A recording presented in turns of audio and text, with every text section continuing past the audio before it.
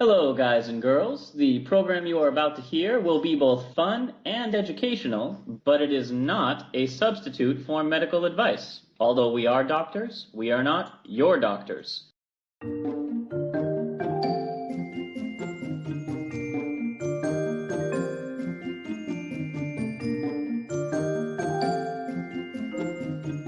Hello and welcome to Travel Medicine. As always, I'm your friendly neighborhood internal medicine doc, Dr. J. Heyo, Dr. Santhosh here, pediatric infectious disease doc and researcher. And we hope you are enjoying your fun in the sun with our summer reading list, because that's not what we're talking about today. No, but if finish this episode and then please do go back and listen to our summer reading list. If you want fun, fictional and wonderful suggestions, listen to Dr. Josh. And if you want to learn about the Krebs cycle, take my suggestions. So when you're done reading my books, oh, come on. Readers, can we get some shout outs from y'all about the Krebs cycle? Leave them, comments. Send a carrier pigeon. Would you please let Dr. Josh know how beautiful the Krebs cycle is? So we have reached vacation season, Santosh, which means there are street festivals outside in the northern hemisphere. The temperature is climbing, and we are approaching a couple of our travel related episodes as per the name of this general podcast. Listen, I don't say this a lot, but if you could please stop referring to us as a travel medicine podcast. That's not what we do here. We do history and trivia and rap battles. Also pop culture and journals. We're really a one-stop shop for all your educational medical needs. But today we're going to talk about some summer and vacation related things. And let's start by going to the beach. Ooh, very nice. Oh, wait, a little, gentle and heartfelt apology to our wonderful listeners down under, because we know you're entering your winter. So just try to imagine along with us sunny skies, hot sands. Or listen to this episode in 6 months, whatever. That's a good way to do it, too. It's not like we're not here syndicated for you.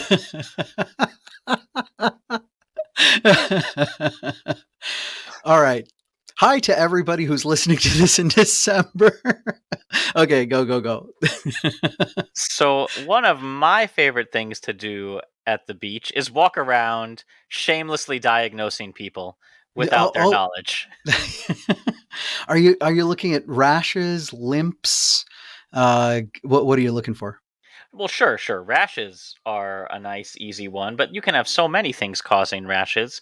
Okay. I'm a big fan of looking for Frank's sign. That doesn't mean they're holding a hot dog. Yeah. Okay.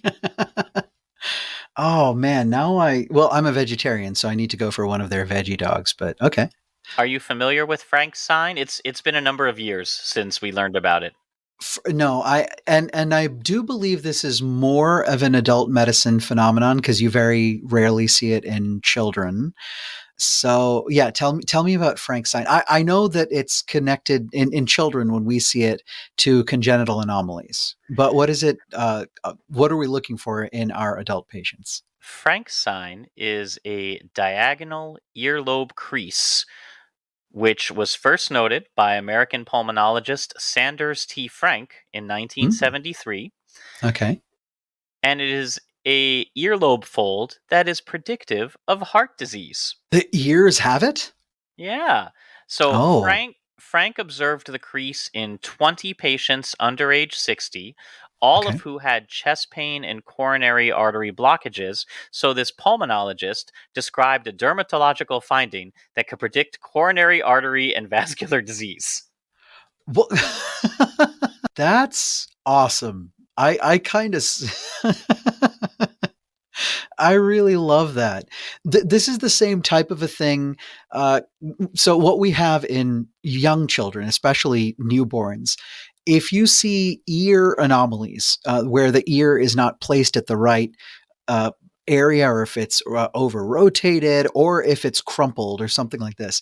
It just so happens that in embryology, the ear and the kidney develop around the same time. So, ears in pediatrics, if you see malformations in a newborn, are predictive of kidney disease or kidney anomalies. So this is kind of cool. There's so many things you can tell by the ears. So I'm going to link to the paper, The Prognostic Value of Frankenstein, because it is worthwhile. It's just going to be too hard to describe this earlobe crease. But if you start imagining taking the bottom free dangling part of your Yeah. earlobe, if your ears hang low, if they wobble to and fro, Yeah.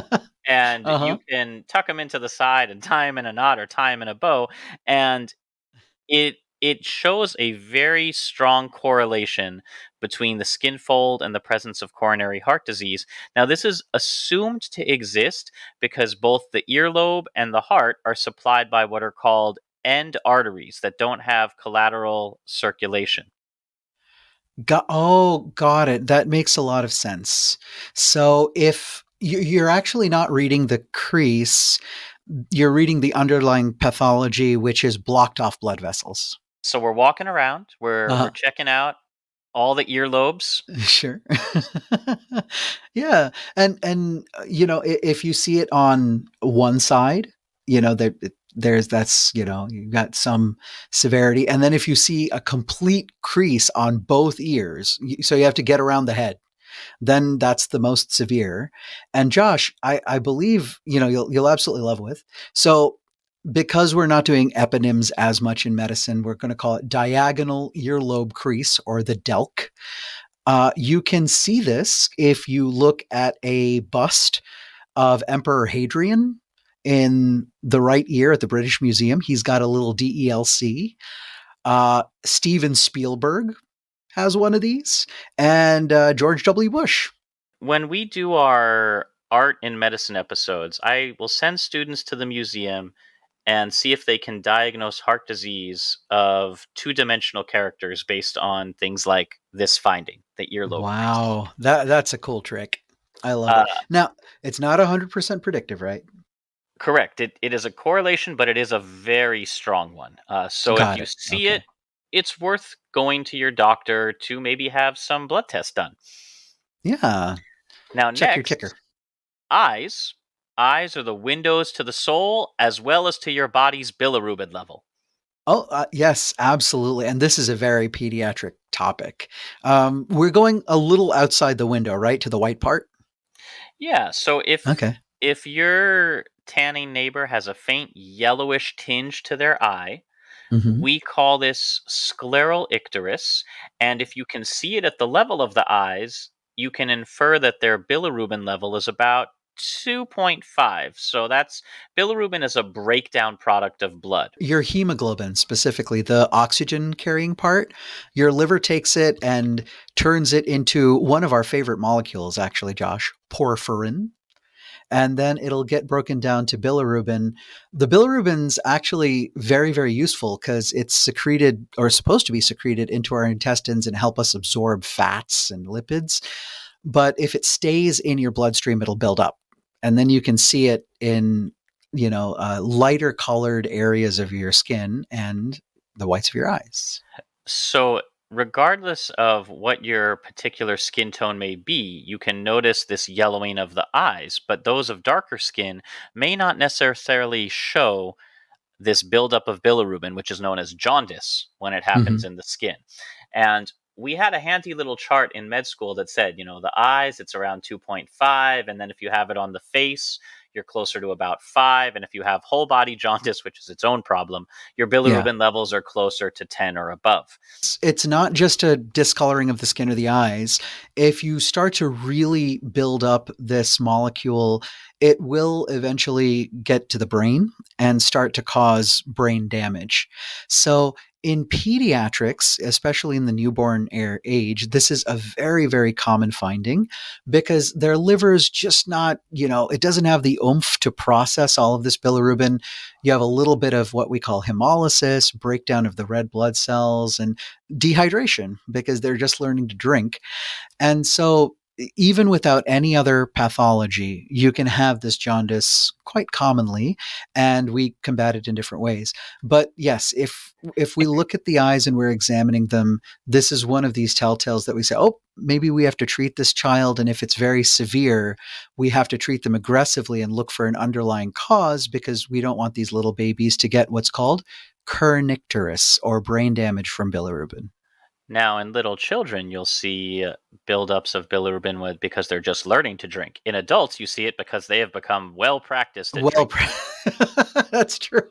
Opposite problem. So the little babies, the livers don't work well because it's immature. The older folks, one of the very common reasons is that you have smacked the heck out of your liver with the liquor. And if the liver starts to fail to the point where it can't process this bilirubin anymore, then it'll start to leak into your bloodstream. You can also get it, Josh, if you have blockage of your bile duct, so that you're processing it just fine, but you can't secrete it out. That usually is quite painful, though, too. So let's see. So far, we've got ears indicating Mm-hmm. heart disease, eyes Yeah. indicating liver or gallbladder disease. Mm-hmm. Let's keep wandering around the face as we are Just like a little face mite. deeply staring at all the folks, right? Because remember, when you go to the beach, guys, eyes up here. Eyes up here. Yeah, you're So, going to learn quite a bit from a person if you keep your eyes up here. you might happen across somebody with a saddle nose deformity, which Oh. is what happens when the bridge of the nose collapses. Run your finger down your nose, that part where it starts to transition right from the smooth, flat skin of your face to the little protuberance that you sniff with. Yeah. If that collapses, that is known as a saddle nose deformity. Now, these days it's due mostly to trauma. Mm-hmm. But before the days of antibiotics, a common cause was congenital syphilis, although cocaine also can do it. If you're snorting any of these substances, but cocaine has, an extra special kick, not just being an irritant, but it massively contracts blood vessels. So you not only get the trauma from the cocaine going in, but also necrosis. So the blood vessels actually close down tight, and then the cartilage dies essentially, and you get this saddle nose in here. Going up kind of my alley, Josh, congenital syphilis forms these what's called soft tissue tumors, or gummas, and those can happen in bone and muscle.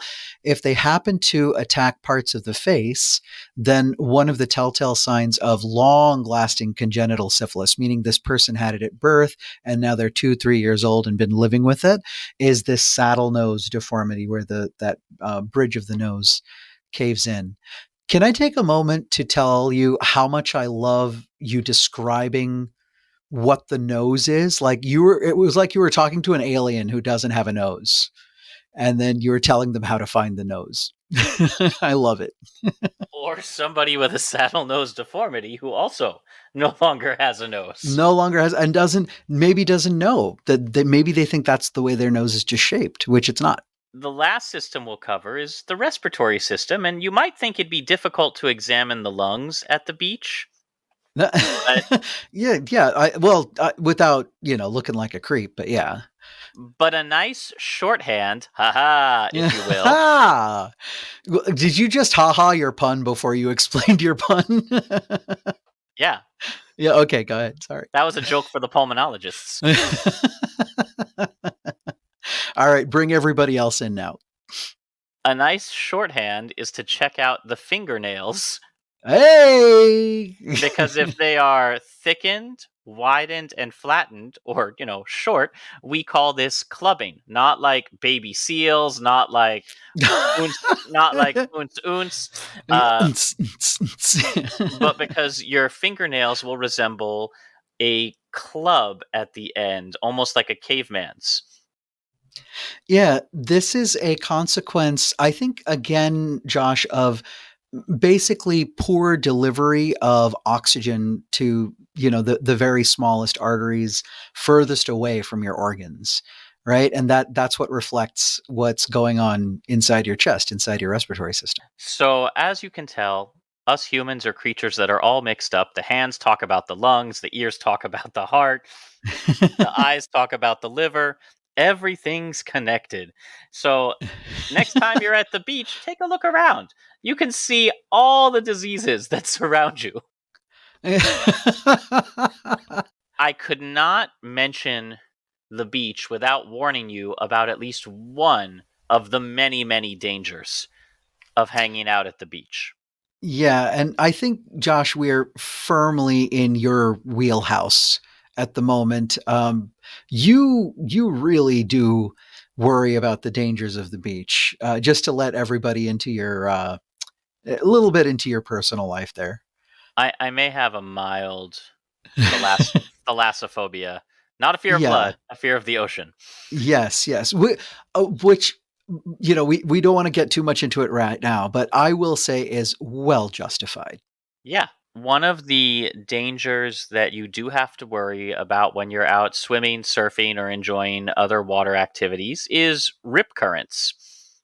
Oh, yes, absolutely. The ones that, can rip tear you away from the shore and just not only pull you out to sea, but pull you under. So, under, you can always try and reorient yourself and swim up, but when being swept out to sea, most people's first instinct will be to fight the current. You don't want to do that Yeah. because rip currents can move 8 feet per second and you cannot.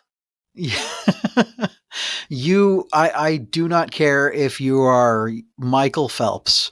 You're Michael not. Phelps can only go about 5.4 feet per second, and that's at a Oh. sprint. There you go. For short periods of time. Essentially, what'll happen is and sometimes this happens in a panic, Josh.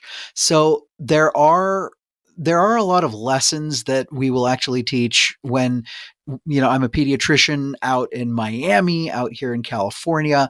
We'll actually do at our well baby or well child visits, we'll do swim safety. And one of the things that we can get into if the child is an avid swimmer is how to, survive in a rip current. But the number one thing is don't panic because people fight the rip tide when they're panicking. And the next thing is go with, not against. Which is perfect. So if you try to swim against the current, all you're going to do is exhaust yourself. And even though they're powerful, rip currents tend to be narrow. They're like little rips. So Yeah. if you're caught in one, swim parallel to the shore until you break out of it, until you no longer feel that pull. Hmm. Then follow the waves at an angle back to land or get a lifeguard's attention by waving. Yes. Now, there is an added concern here, and you said lifeguard. If you do fight and you're kind of in a panic and this kind of a thing, is that rip current will take you very quickly. And there are two problems. Number one, that lifeguard in the midst of a riptide may not be able to get to you just because of how powerful this thing is. And the other possibility is that they can get taken down just as well, because even if they're expert lifesavers, they really can't fight that riptide either. So it is really important to remember, go with the flow and then come back slow. I love a good rhyme. Absolutely. Yeah, yeah. So yeah, Atlantic coast, Miami. Unfortunately, we saw a lot of kiddos where they didn't get enough, warnings or trainings on this. And please do take care of yourselves on that riptide. Many of the dangers at the beach to go along with the fun in the sun. So now that we have had a chance to talk about, my pet concern, which is the ocean, Sure. I'm going to talk about the bigger threat to most other people's health at the beach, which is look up. No, no, not that up. And it's the sun. It is Well, directly the sun. we did have our eclipse episode not too long ago where we talked about, uh, you know, protecting yourself, especially your vision from the sun. Well, that's about blinding yourself, but now we're going to talk about all the different parts that the sun hits that you can't cover with special glasses. And Oh, okay. and I thought we would just, I'd have you hop into the sidecar on the way back machine as we Aw. breeze through the history of sunscreen. We'll Okay. start, of course, where else but in ancient Egypt. Yeah, that one is it's speed dial 1 on your settings there for Dr. Josh. And the ancient Egyptians used sun protection mostly for cosmetic reasons. They felt lighter skin was more desirable culturally. And Mhm. they used ingredients such as rice bran, jasmine, and lupine to block the tanning effects of sun on the skin. It has Oh, recently been discovered that rice bran can absorb ultraviolet light. Jasmine has some ability to help repair DNA, and lupine lightens skin. So the ancient oh, Egyptians, as always, were well ahead of the game. And who knows what other kind of knowledge we may have lost that wasn't written down in hieroglyphics. But not a lot of time to nice. spend here, so we're going to speed ahead and move to ancient Greece. The ancient Greeks used olive oil to protect their skin from the sun and for care after sun exposure. Oh, very so not just to protect at the time, but also to heal any burns that may have happened or help heal. Now, modern testing of olive oil, extra virgin olive oil, confirms it has an SPF rating of about 8, which is Oh, not high. not great. So if it's, very mild to moderate sun and you're not staying out there too long. So if you want to just slather yourself in oil to perhaps have a wrestling match in ancient Greece, sure, Sure. go nuts. If you're using it for actual sun protection, probably not going to be too impressive. Now, we're going to speed real quick through the Victorian era, not so much England, but we're going to make a brief stop over in Germany when Oh, okay. Dr. Hammer of Stuttgart is the very first to specifically recommend the use of chemical sunscreens in order to prevent UV radiation from causing, well, the fanciest name for sunburn he could think of, erythema solare. Oh, very. So, erythema, you have to have the 4 pillars of erythema, which is pain, redness, swelling, and heat. So that's just a general term for any time that those manifestations pop up. But solare, of course, meaning of the sun. So literally, like red skin from the sun or burning skin from the sun. Now he put quinine in an ointment as the first human sunscreen. Oh, Unclear how effective that is, as we know quinine can be a little light sensitive. So yes, and no, it's excellent at kind of staving off some malaria parasites. It may genuinely have just been in his mind that like, well, it works in tropical areas to fight off malaria. Maybe the sunburn too. as we head on towards from Victorian era on towards World War II, hitting all the highlights of history. Okay, I want you to look out the window in 1938, and okay, just wave at Swiss chemist Franz Graeter, who, while okay. climbing Mount Piesbuen, gets terribly sunburned. Uh, Oh no. Oh yeah. we don't And on the by, this is really important. I'm guessing it was cold up there. There is a misconception that folks that are in cold weather can't get sunburned. That is not true. It's just exposure to the sun onto your skin. but we'll find him again later. I just want you to take a look at that. That is a pretty bad sunburn mountain climbing. Oh yeah. So, but Absolutely. but here let's pull up early on in 1942 Oh, okay. when the Army and Air Force approached the American Medical Association of Pharmacy and Chemistry for a Okay. top secret experiment to Okay. study the most effective protective substances to prevent sunburn of troops who had stranded in the desert or on life rafts out in the ocean. Oh, wow. Okay.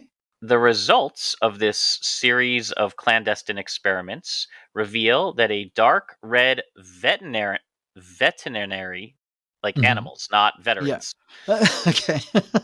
A Sure. dark red veterinary petroleum is an ingredient that possesses all of the desired qualities. It is waterproof, it's inexpensive, it is free of toxicity, and it protects from the sun. Ooh. See, not all clandestine, operations are all like ooga booga. Like some of them are like, I just want to protect people from the sun. It also smelled awful and caused a lot of illness from just the general thing. Oh, just the smell. Okay, got it. So in 1944, Yeah. pharmacist Benjamin Green, who served as an airman during World War II and used red vet pet or red veterinary petroleum. Okay. Oh, that's really nice. I like that. Yay for rhyming. So Benjamin Green used red vet pet, Yeah. didn't like how it made him stink and made him sweat, so he developed a more pleasing consumer version friendly of the product. He developed a more pleasing consumer friendly version by adding a little bit of cocoa butter and coconut oil, and this was the original and not terribly different to this day copper tone suntan lotion. Oh, yay. Oh, that's fantastic. So he took away the stinkiness and, some of the icky qualities and made this substance, just great for us. That's really wonderful. So Red Vet Pet, as an army experiment, became Coppertone, which is a brand of sunscreen we still see today. Now you Yeah. remember, and we'll pull up right near the end. We're almost coming to the end of our blitz through history. In Okay. 1962, you remember our Swiss mountain climbing chemist Franz Grader? Yeah, yeah, absolutely. So he got burned going up a mountain in the Tyrol of Austria. He took all his knowledge and 10 to 15 years later created Gletscher cream, as well Okay. as invented the sun protection factor rating or the SPF rating. Oh, it didn't get named after him. So we could have had a Greta rating or something like that. Now, his Gletscher cream had an SPF rating of 2, which, if you Oh. might recall, is less than the ancient Greeks who just dumped olive oil on their bodies. Yeah. Okay. Sure. But don't be too hard on him because Okay. before 1980, brace yourselves millennials. Yeah. Okay. Before 1980, most available sunscreens only had an SPF of around 2. The very Okay. first sunscreen that was higher was popular with surfers, came in neon colors, had an SPF of 15, and was called Zinca. Zinc. Oh, because this was one that contained metallic oxides in order to reflect away the sun's rays. So hmm zinc. Got it. Then we'll pull over near the end around 1996. Okay. Avobenzone becomes the very first ingredient to target protection against UVA rays. And we'll talk about this in just a moment. Hmm. But it's one of the first ones that blocks UVA rays as well as UVB. And it's one of only 2 UVA blockers approved by the FDA, which means it's one of only 2 UVA blockers in any US sunscreen. We're about to get into Asian versus Western sunscreens. Yeah. And this is important because there's ongoing investigations right now as to what type of sunscreens, regardless if they block UVA or B rays, which ones are the most effective for doing what we really care about, which is to protect you from skin damage and skin cancer. So that's ultimately what we want to do. The chemistry behind all of it and that kind of a thing, as long as these are safe, we don't mind as much. So, Josh, there is some controversy right now that if these organic molecules blocking UVAs, are they really important versus using a metallic based sunscreen to just generally block UV and reflect them away? So, we'll talk about this, I'm sure, Listen, in just a listen, little bit. But Santosh, yeah. we have Yeah. tackled abortion, Yeah. opioids. I think we can handle a little sunscreen controversy. I think we can too.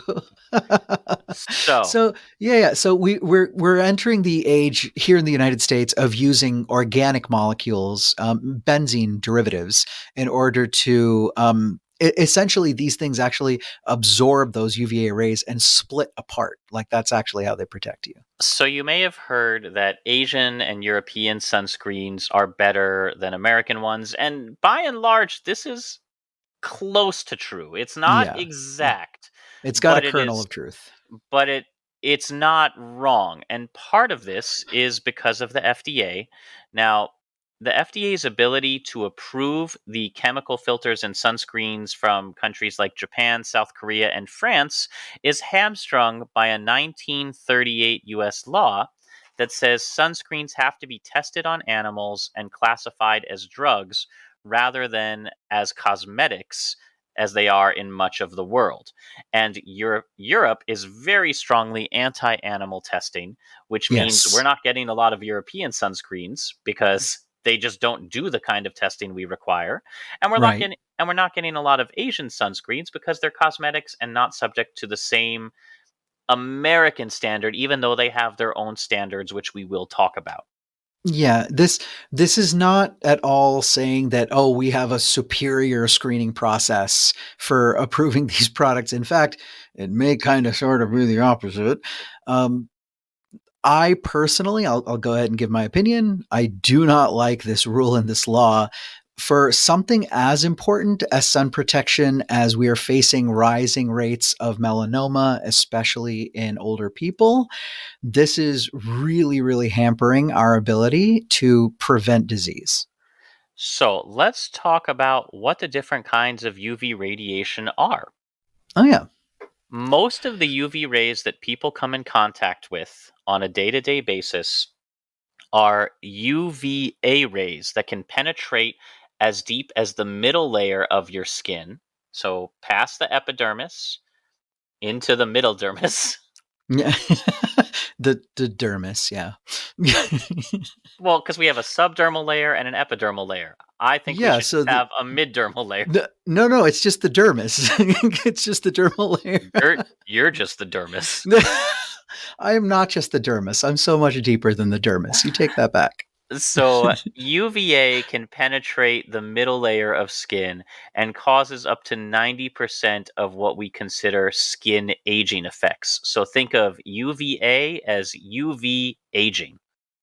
Yeah, this is breaking down the elastin, so your skin gets more wrinkly, and then age spots or dark spots that pop up that are benign, not cancerous, and that general kind of duskiness of the skin and fragility, meaning that it's easier to tear. Now, UVB rays you can think of as UV burns because they Mm-hmm. only penetrate the surface of the skin, and that's what causes the sunburn. Now, in America, the sun protection factor or SPF rating on a bottle only denotes a sunscreen's ability to block UVB rays. So if you are Mm-hmm. buying an American sunscreen, you are only getting UVB protection with maybe very little UVA if it has that avobenzone. Yes.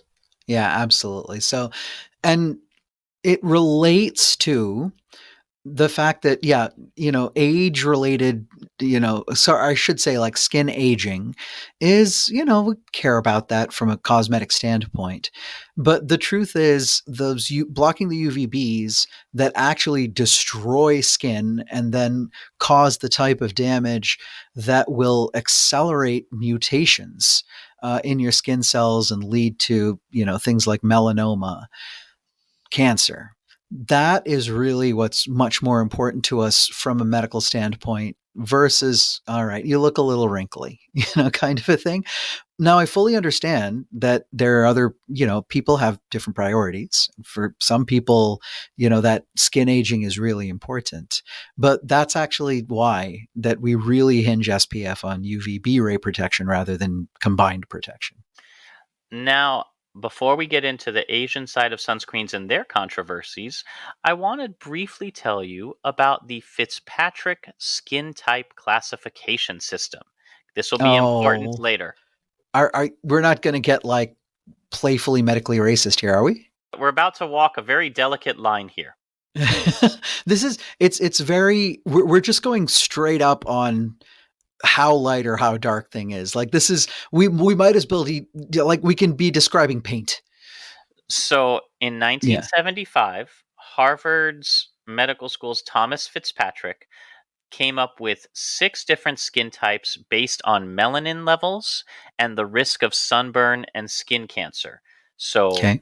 type 1 is pale white skin, blue or green eyes, blonde or red hair. These people always burn and don't tan. Yeah. So melanin production is very low in this type of a person. And it's very difficult for melanin to start getting produced as a response to sun exposure. Type 2 is fair skin and blue eyes. People with this type burn easily and tan poorly. Okay. A little bit darker now. Type 3 is darker white skin. People with type 3 will tan but burn first. Okay. All right.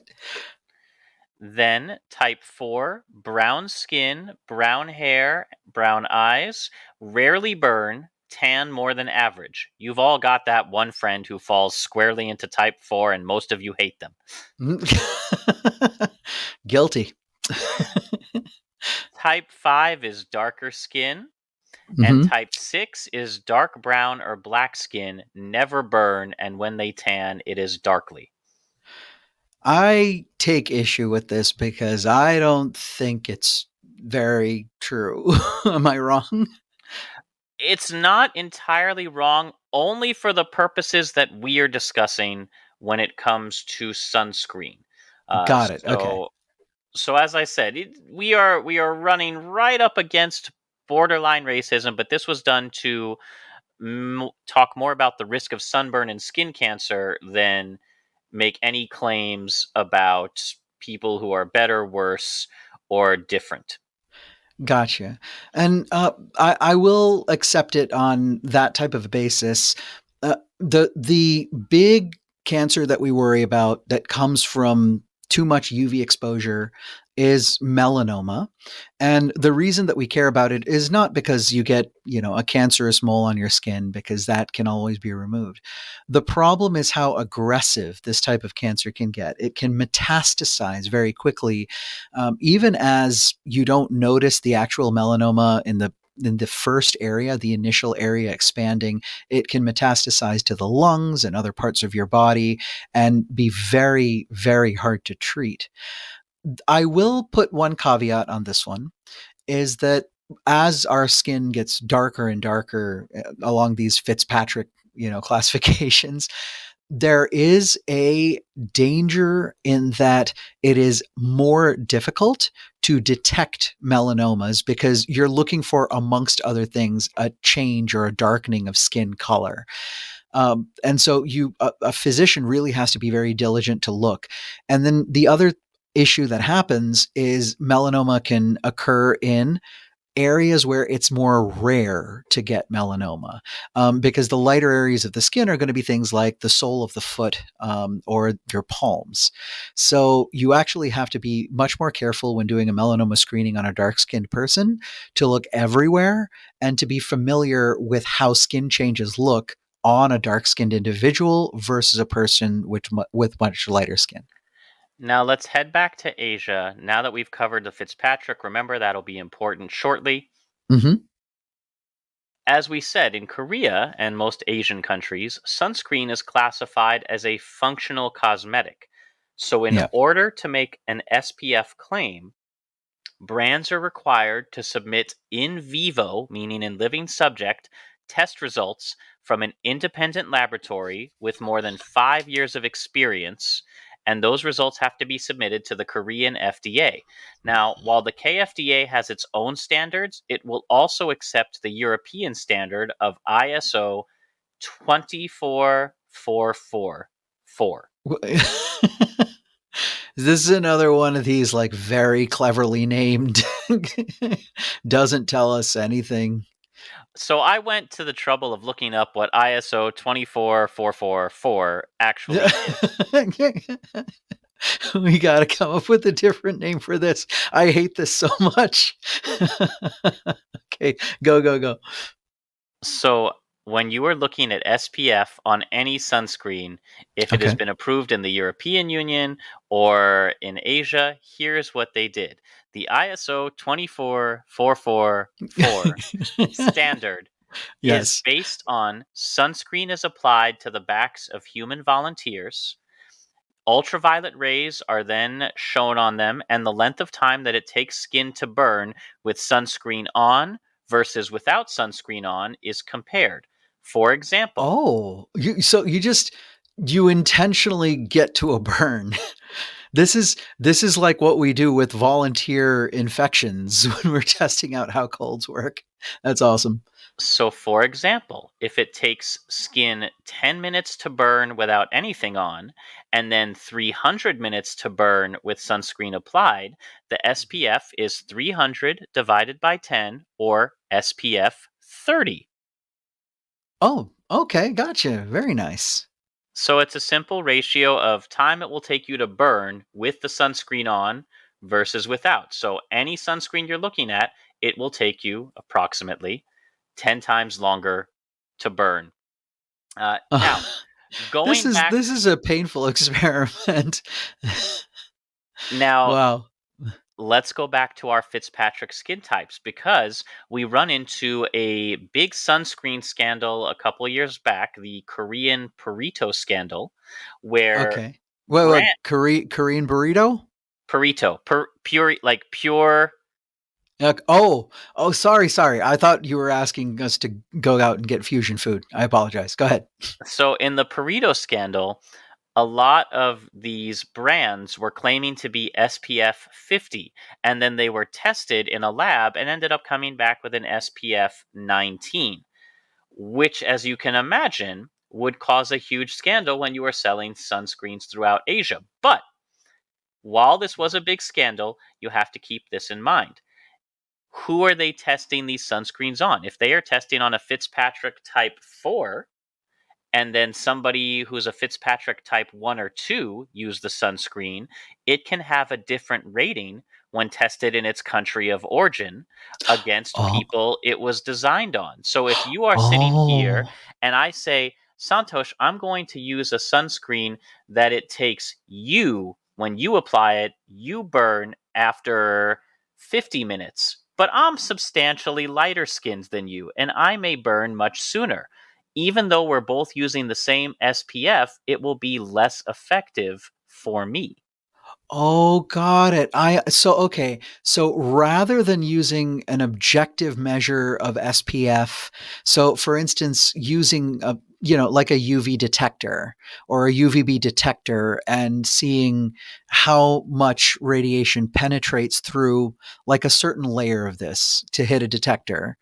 This one is subjective because you're really just asking a person to wear it and burn. Now, it's practical, it's an important measure, but you're not actually running this test across a plethora of skin tones and people.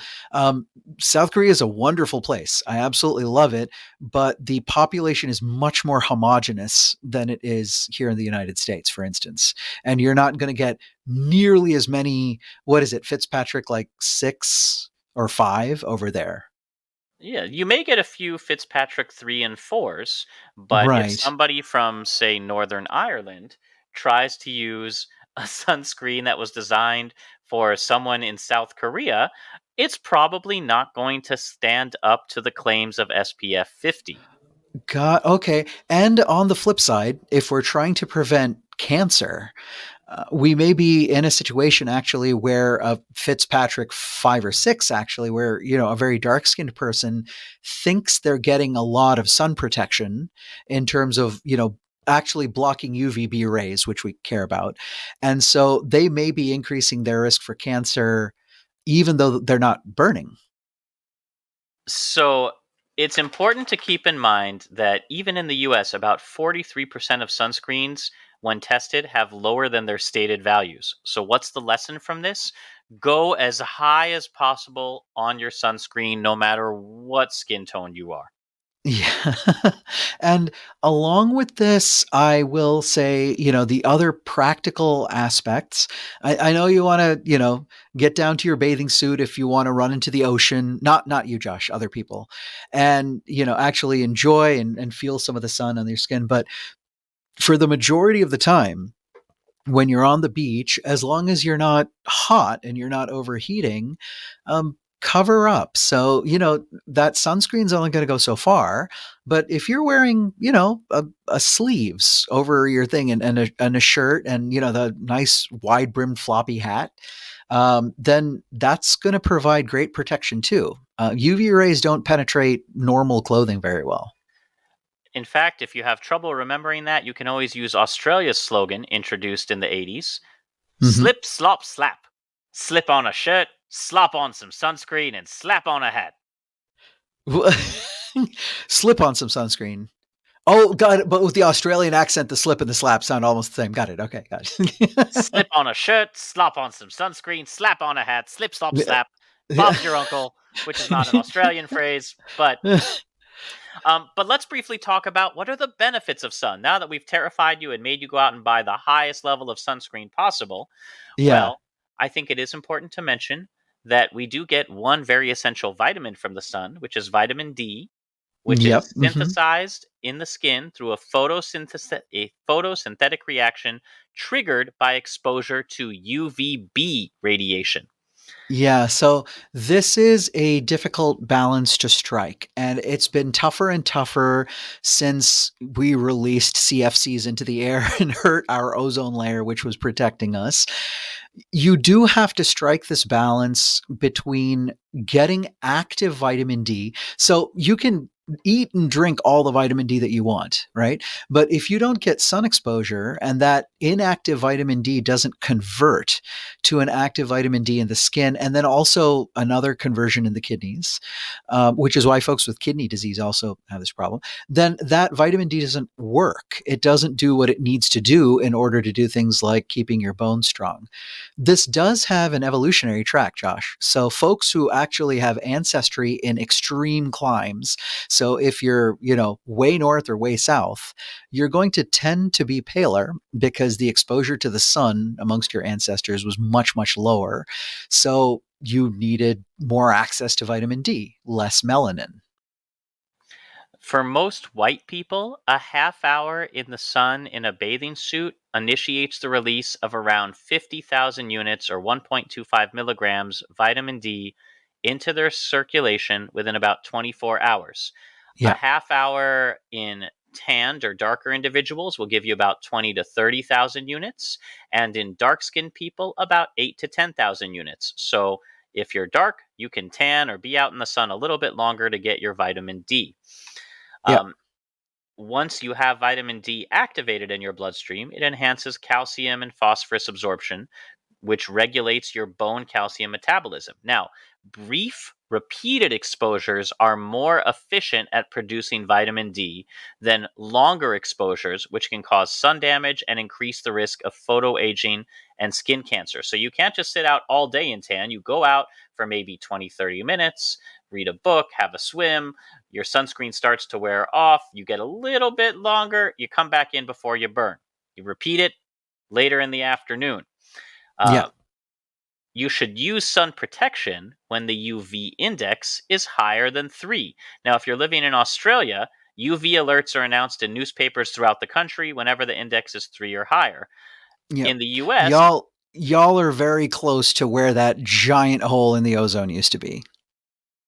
you can go to the EPA's Sunwise website or the Weather Underground and look up the UV index. If it's going to be higher than 3, even brief exposures outdoors should involve sunscreen. I'm not a dermatologist to tell you wear sunscreen all day day, but I am sure they are out there screaming at their monitors. Yeah, absolutely. It's a good idea. And a lot of this does have to do with our changing relationship to the sun based on air pollution and damage to the ozone layer and just what's going on. I will say, for a lot of you folks out there who are listening to this device on a smartphone, if you just look at your weather app, Android, iOS, a lot of others, most of them, along with all the other parameters that they have, will actually have a sun index on there. If you look, it may be a bit buried, again, if you're not in Australia, because down under, it's a very, very important thing. Whereas to the rest of us, still extremely important to respect how long to stay out in the sun, but the risk is a little bit less. So that covers all our fun in the sun notes. Hopefully, you learned something about selecting sunscreen, diagnosing when you're out in the sun, and, keeping an eye out to make sure you don't get skin cancer as well as sunburns. Uh, Yeah. as well as the fact that olive oil was a stronger sun protectant than the very first sunscreen. I love that. Please don't take this as an endorsement of just go outside and wearing olive oil because it's natural, blah, blah, blah. That ain't it. It's, we're talking about an SPF of 5 versus 2. By this point, most of us should be looking for SPFs at least in the 30. The lighter skinned you are, the higher the SPF you want. And remember, it may have been designed for people who are more tan than you. So that's it for this week. As always, we love to hear your comments, questions, and feedback. This show is produced by me with a lot of help from Dr. Santhosh and friends. If you'd like to support us spiritually, emotionally, or financially, links to do that are in the show notes, along with links for further reading. We are on all the social medias: Facebook, X, TikTok, although I've been a little bit lax there lately. I think you may have hit the threads, the Mastodon. Yeah, Mastodon, Blue Sky. If you can be social on it, we are there being less social than we should be. Yeah. We do apologize. Keep hitting us up. We really do love all your feedback. And keep an eye. We are down to our last couple episodes before our big season finale of Comic Book Medicine, and you're not going to want to miss it because that's the show we take on the road in the coming year. Yeah, absolutely. We've got, Dr. Josh over here specifically has got, a date with a Comic-Con, and we can't be recording in the midst of Comic-Conning. No, I have too much geeking out to do about my other great love besides medicine. And keep an eye out for it. So until next time, as always, keep a song in your heart, soap on your hands, a shot in your arm, a spin on your globe, and when you've sunscreen on your skin, and when you've done all of those things, pick a place to travel, pick a thing to learn, and happy travels. It's gonna be fun on a bun. In the sun. Bender.